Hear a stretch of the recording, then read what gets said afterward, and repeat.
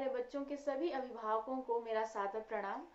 मैं पूजा राय एक बार फिर से ई पाठशाला में आप सभी का स्वागत करती हूँ। आज का वीडियो बनाने का जो मेरा मेन उद्देश्य है वो अभिभावकों के लिए है। जैसा कि आप सबको पता है कि एक बार फिर से विद्यालय बंद होने की प्रक्रिया शुरू हो चुकी है। पहले मैं खास तौर से यूपी के प्राथमिक विद्यालयों की बात कर रही हूँ।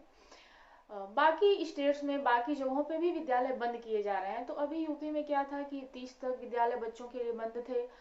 फिर ये बढ़ा के अवधि 6 फरवरी तक कर दिया गया है। अभी आगे भी क्या पता कि क्या होने वाला है, क्योंकि अध्यापकों को आवश्यकता के अनुसार किसी किसी जगह पे आवश्यकता के अनुसार विद्यालय बुलाया जा रहा है, वहाँ के सिस्टम के अकॉर्डिंग।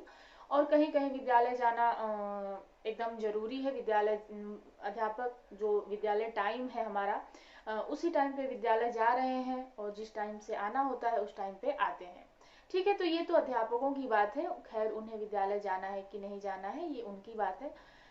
मेरा जो वीडियो है वो हमेशा ज्यादातर वीडियो जो है वो बच्चों से रिलेटेड रहता है। तो आज मैं बात करूंगी उन अभिभावकों से बात करना चाहती हूँ इस वीडियो के माध्यम से। उनके साथ कुछ अपने अनुभव, कुछ अपनी जानकारी शेयर करना चाहती हूँ, जो इस टाइम इस मुश्किल से जूझ रहे हैं कि बच्चों को घर पे कैसे इंगेज रखा जाए। विद्यालय, स्कूल का निर्माण ही, नींव ही इसलिए रखी गई है ताकि बच्चे जो लर्निंग का प्रोसेस है, लर्निंग तो आप हर जगह करते हैं, आपका जो लर्निंग का प्रोसेस है वो हमेशा चलता रहता है, लेकिन विद्यालय का निर्माण इसलिए किया गया है ताकि बच्चों को एक 6 घंटे 7 घंटे एक जगह इंगेज रखना। विद्यालय का माहौल ऐसा होता है कि वहां बच्चे सीखते भी हैं, खेलते भी हैं, और पाठ्यक्रम की जो पुस्तकें हैं उनको सीखने के साथ साथ वो बहुत सारी ऐसी चीजें भी सीखते हैं जो शायद हम उन्हें बैठाकर ऐसे नहीं सिखा सकते जहां वो बच्चों के समूह में अपने शिक्षकों के समक्ष सीख पाते हैं। ठीक, मेरा पर्सनल ये मानना है, मेरी ये खुद की राय है कि हम घर पे या कहीं भी ऑनलाइन माध्यम से कर लें या किसी भी माध्यम से, हम विद्यालय का जो परिवेश है, जो विद्यालय का जो माहौल होता है वो हम बच्चों को कहीं नहीं दे सकते। यहाँ अगर हम ऐसी बात करते हैं, यहाँ इस हद तक जाते हैं कि नहीं नहीं हम दे लेंगे, हम ऑनलाइन में भी उतना ही सिखा लेंगे जितना विद्यालय में, तो फिर हम विद्यालय के निर्माण पे, विद्यालय जिस उद्देश्य से बनाए गए हैं उन पे शायद सवाल उठाएंगे। तो मेरा जो मानना है कि विद्यालय की एक बात ही अलग है, लेकिन जिन क्राइसिस से हम गुजर रहे हैं और इनमें हमारे सरकार की, हमारी मजबूरी है कि बच्चों को सुरक्षित रखने के लिए विद्यालय जाने से मना किया गया है, विद्यालय नहीं जाना है। तो बच्चों को घर पे कैसे इंगेज रखें, उन अभिभावकों के लिए मैं कुछ बातें शेयर करूंगी कि बच्चों को घर पे हम कैसे, उनका जो लर्निंग का प्रोसेस है वो एकदम से रुक न जाए, उनका जो रीडिंग का, जो राइटिंग का, जो लर्निंग का जो उनकी प्रोसेस है वो एकदम से ठप ना हो जाए घर बैठने पे, या वो एकदम उनका डिसिप्लिन जो है वो ना खत्म हो जाए। तो इन सारी चीजों को हम घर पे कैसे, किस हद तक मैनेज कर सकते हैं। हाँ, तो जो मैं सबसे पहली बात कहना चाहूंगी, जो मेरा मानना है, मेरा अनुभव है गार्जियन से, कि बच्चे वही सीखते हैं जो हमको और आपको वो करते हुए देखते हैं। ठीक है, हम बच्चों के सामने अगर दिन भर मोबाइल फोन चलाएंगे, दिन भर टीवी देखेंगे, तो बच्चे कभी नहीं, बच्चे आप सोचेंगे कि हम मोबाइल चलाएं, हम टीवी चलाएं और बच्चे हमारे सामने पढ़ें। ऐसा तो आप कभी भी ना करें।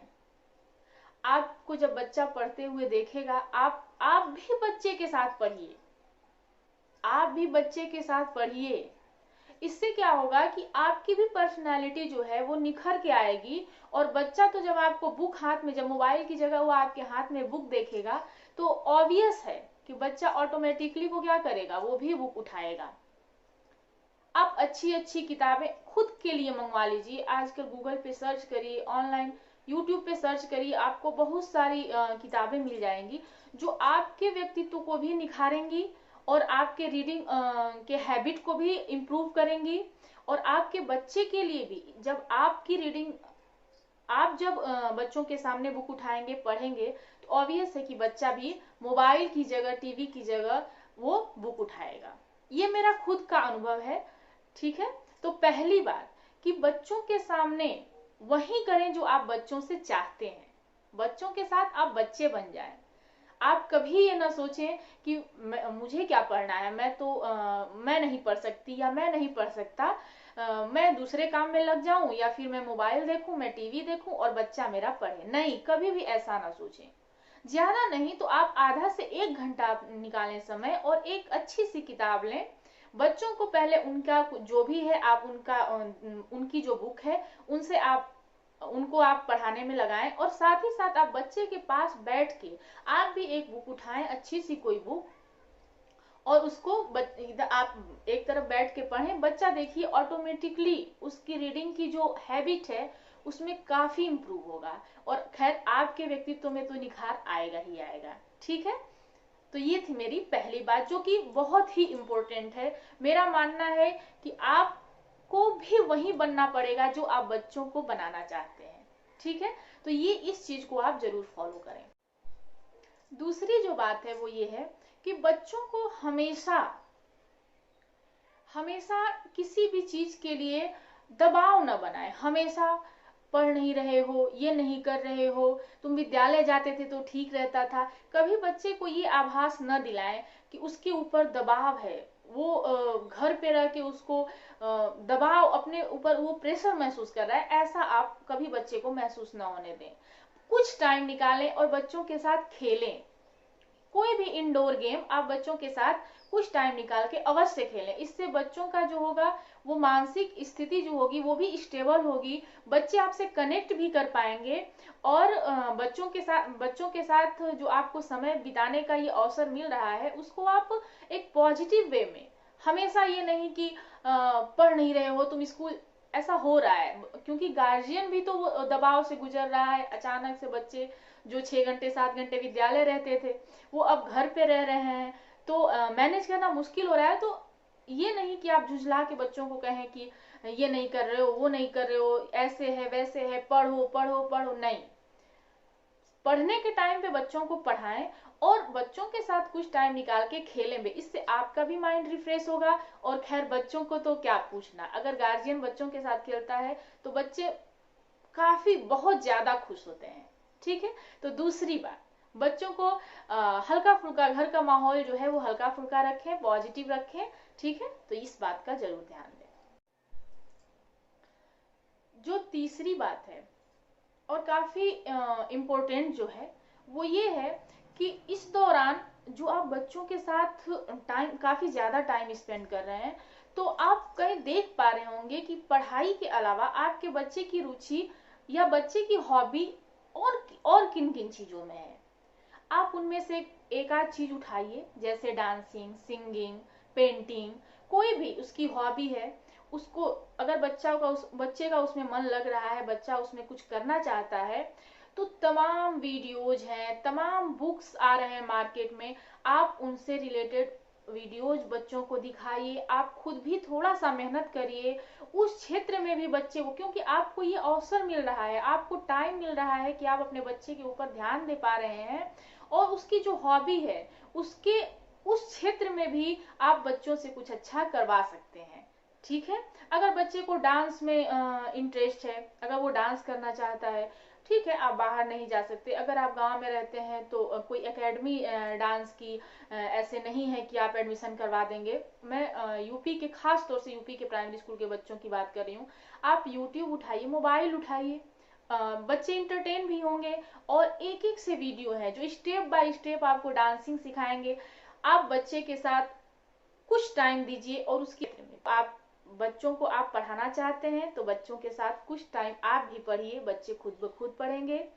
दूसरी बात, बच्चों को हर टाइम दबाव में न रखें कि आप पढ़ो पढ़ो पढ़ो। बच्चों के साथ कुछ टाइम आप खेलें भी, ताकि घर का माहौल भी हल्का रहे, आप भी पॉजिटिव फील करें और बच्चा भी पॉजिटिव फील करे। और तीसरी बात कि पढ़ाई के साथ साथ बच्चे की हॉबी क्या है, इस बात का ध्यान रखते हुए आप उस क्षेत्र में भी बच्चे को एक्सप्लोर करवाइए, उस क्षेत्र में उसकी हॉबी को भी एक्सप्लोर करिए और उस क्षेत्र में भी उसको बढ़ावा दीजिए। तो इससे क्या होगा कि बच्चों के और अभिभावकों, पेरेंट्स, गार्जियंस के बीच जो कनेक्शन है, वो भी जो बॉन्ड है वो भी मजबूत होगा। और ये जो दौर आपको मुश्किल लग रहा है कि ये कहाँ, ये 6 घंटा 7 घंटा विद्यालय रहता था, कहाँ घर रह रहा है, कैसे मैनेज करूं, तो मेरा ये दावा है कि आप इस मुश्किल समय के बाद जब बाहर निकलेंगे तो न आपका ये समय केवल अच्छे से बीतेगा, बल्कि आप देखेंगे कि आपके भी पर्सनैलिटी में और बच्चे में भी बहुत बड़ा बदलाव, पॉजिटिव बदलाव आपको देखने को मिलेगा। ठीक है, आशा करती हूँ अभिभावकों को कि ये बात वो जरूर फॉलो करेंगे। मिलती हूँ अगले वीडियो में, तब तक के लिए धन्यवाद।